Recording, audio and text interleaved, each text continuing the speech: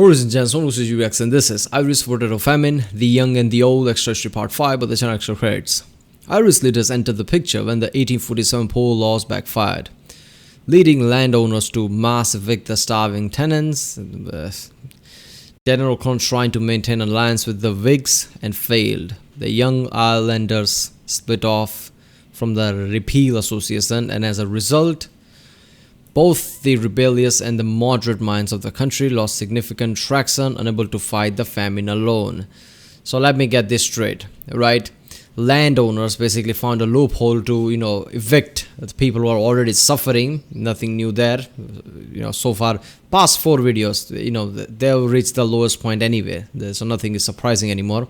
And the politician is just squabbling between them and not actually doing anything. Nothing surprising there either. So let's watch this one. Remember, if you like my reaction, don't forget to subscribe.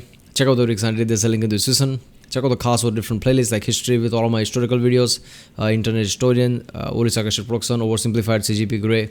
Yeah, let's watch it. Dublin, August 5th, 1847. The city awakens to the toll of cathedral bells. Dublineers from every level of society, from shoeless boys to princes of the church, course through the streets, walking toward St. Mary's. Men sent as representatives from the furthest towns of Ireland pat their pockets, ensuring they have matches to light a votive candle. They're all going to see a man buried, and not just any man. 3 days before, in a year when so many had died without coffins, thousands of people had watched one be carried through the streets. Inside was the liberator, Daniel O'Connell. Dublineers wept for the man who'd fought for their religious freedom, the first Irish Catholic to sit in Parliament, and the man who had come closer than anyone to repealing the Act of Union tying Ireland to Great Britain, a crusader who had denounced anti-Semitism and slavery, and a man who in death had their forgiveness, for in their greatest hour of need, he had failed them. What? O'Connell died? Damn.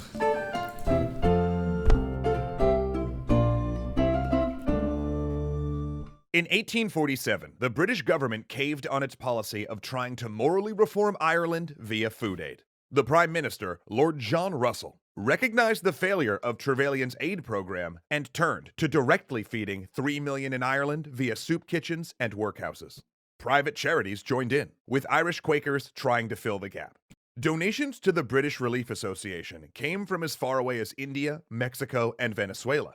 Queen Victoria sent public letters asking the British to donate to relief organizations and contributed £2,000.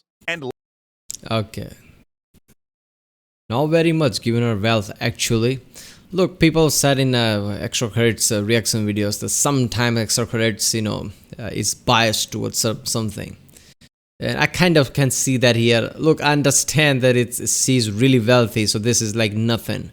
But you can't say that when somebody is actually giving to charity, right? I mean, sure, she's a queen, but so far what we've seen, that politician, right? This is supposed to be somewhat, democracy at the time. Okay, not democracy, but still, politician, parliament, everything. So basically in London, parliament, politicians were the one who was playing game with the people's life, who didn't care about the Irish people's life.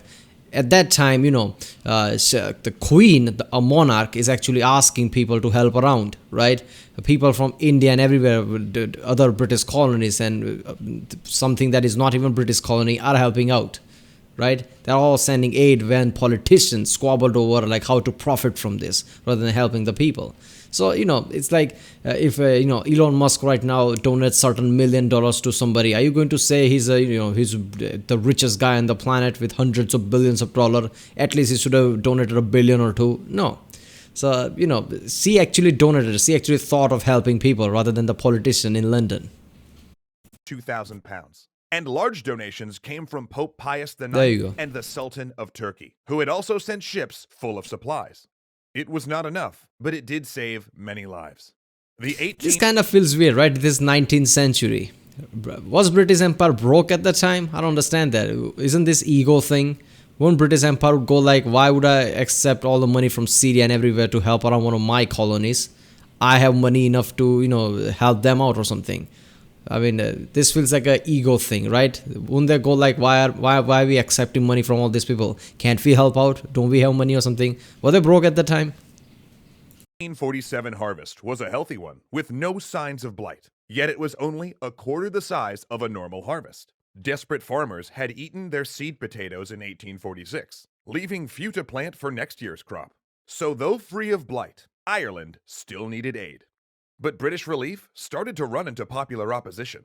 Homeless Irish refugees were increasingly showing up in British cities, stranded while trying to make it to a port. And a bubble in railroad construction had recently burst, sending Britain into recession. And suddenly, a public who viewed Ireland with deep prejudice, but some sympathy, began to sour. The British press portrayed the Irish as freeloaders. Aid was scaled back and began to disappear. And as that happened, an 1847 poor law meant to encourage landowners to act responsibly backfired. The law charged a tax on landowners that rose along with the rate of poverty among their tenants. To keep their taxes down, it was thought, the landowners would ensure that their tenants weren't living in poverty. Instead, you would be shocked to learn the landowners found a loophole. Mass evictions. They didn't have a poor rate after all.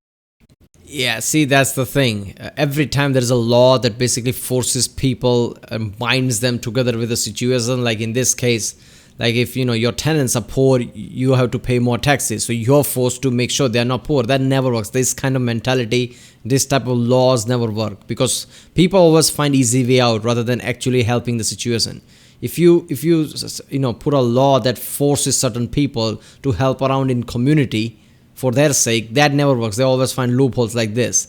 So at the time of crisis, basically people gets evicted now, right? Because clearly that's what they're going to do. Like if I have no basically tenants, I don't have to pay taxes or something like that. So people are just going to use excuses to evict people. At the time of crisis, that's just lowest form, man. That's just effed up. If they didn't have tenants. With the economy collapsing and many tenants too weak to work, landowners had ample excuse to bring in the constables with their sledgehammers and torches, running families out of their homes by bringing the walls down around them. Whole towns turned out on the road, to living in ditches or flooding into cities to... Look, I don't like that kind of thinking. Like if there was a time machine, I would go to this time. But if I had a time machine, I would go around this time just to see how the scenario is. Because I can kind of imagine, that's a really effed up scenario, right? You walk around from town to town, you just see people living in ditches, outside in open. It just feels weird. It's just effed up around the time like this. Fill workhouses and beg on the streets. But this incredible cruelty triggered repercussions.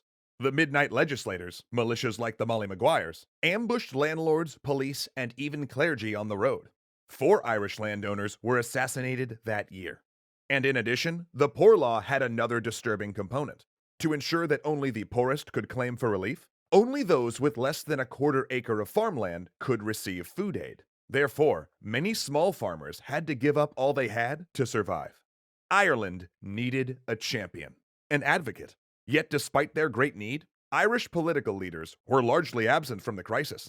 Daniel O'Connell, who had ran the Repeal Association, Ireland's largest political bloc, had been outspoken at first. But in 1845 and 1846, he'd failed to recognize the scale of the disaster. Potato failures and food scarcity were nothing new to Ireland, and he believed it would go away. His focus remained on deposing Prime Minister Peel. O'Connell saw him as pro-Protestant.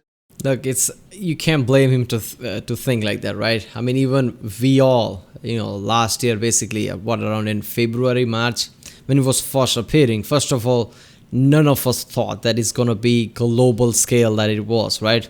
Because, MERS and lots of different similar viruses came in the past, and they were regionally locked, right?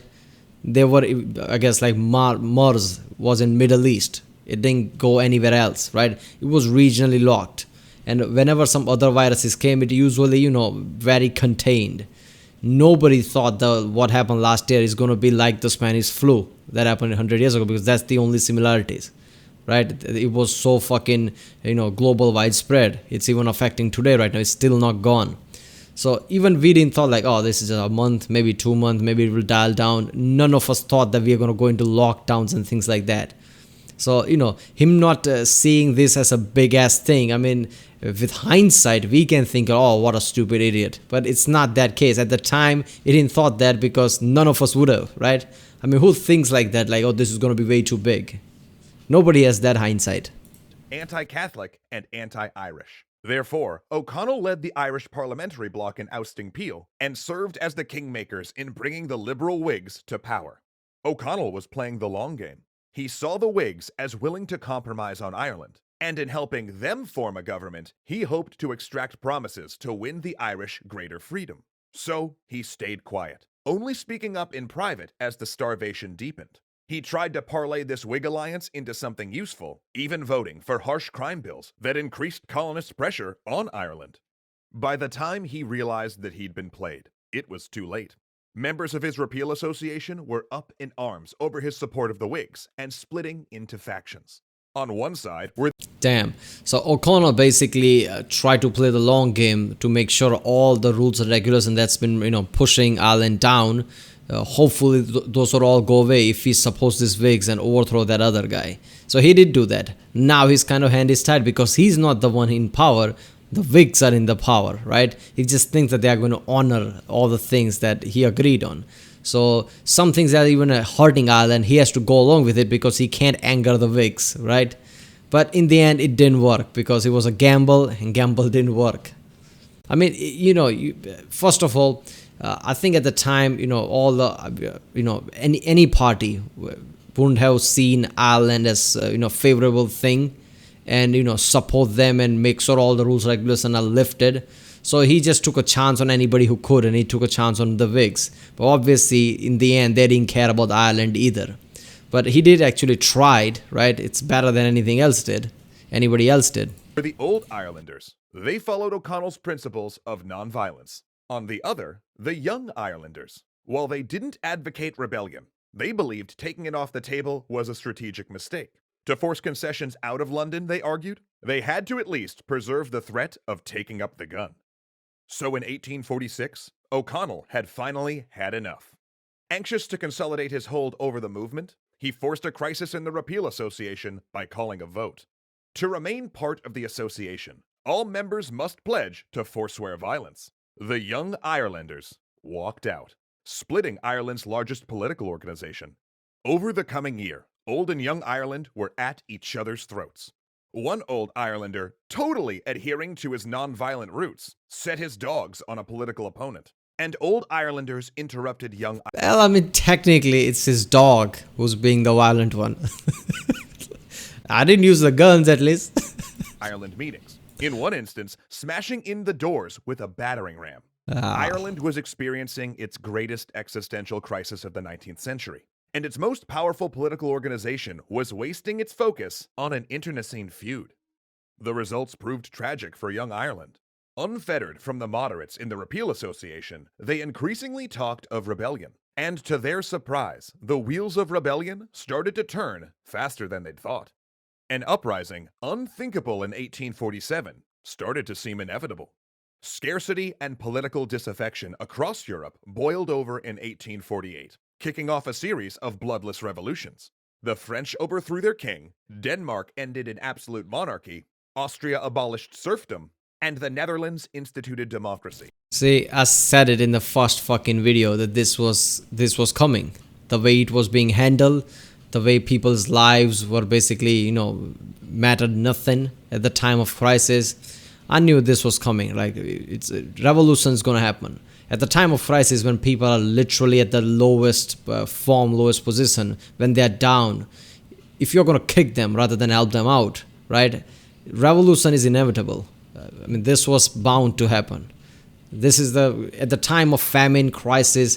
This is not the time for your, to think, Irish people need some kind of a different way of mentality, different economy. They are just freeloaders. We need to make them more like, the Londoners. We need to make them more, they change their economy, make sure they're not farmers, they're like bankers or something. All this shit that went on without, thinking a famine is going on. This is time of crisis, right?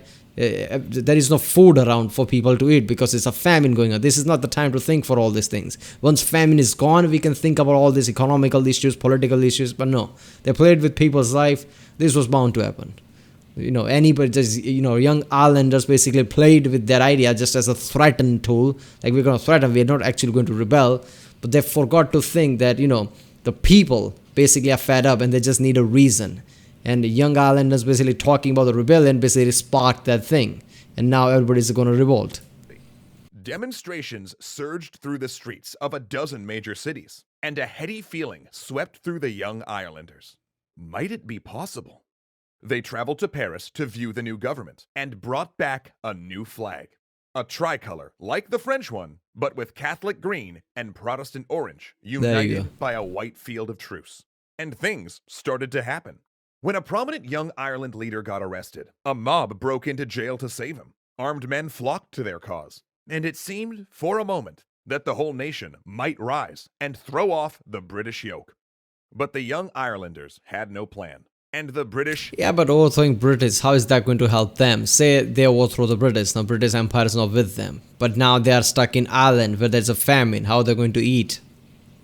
absolutely did. Soldiers and police scooped up the leaders, imprisoning or transporting them to faraway prison colonies. In fact, the only confrontation was a skirmish so minor, it was known as the Battle of Mrs. McCormick's Cabbage Patch. The Young Irelander Rebellion failed because its leaders failed to grasp a basic concept. Ireland was too enfeebled by famine and disease to rise, too devoid of hope. There you And go. in autumn of 1848, blight returned.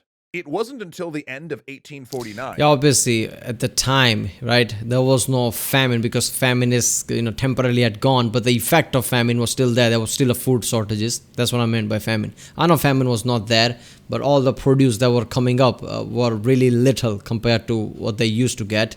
And obviously the effects of famine were still there. They were all, food shortages, and they were all hungry basically. So if they overthrow British government right now, how is that helping them anyway? And now the famine is back. That Ireland saw a healthy harvest. But by that time, at least 1 million people were dead, and up to 2 million immigrated.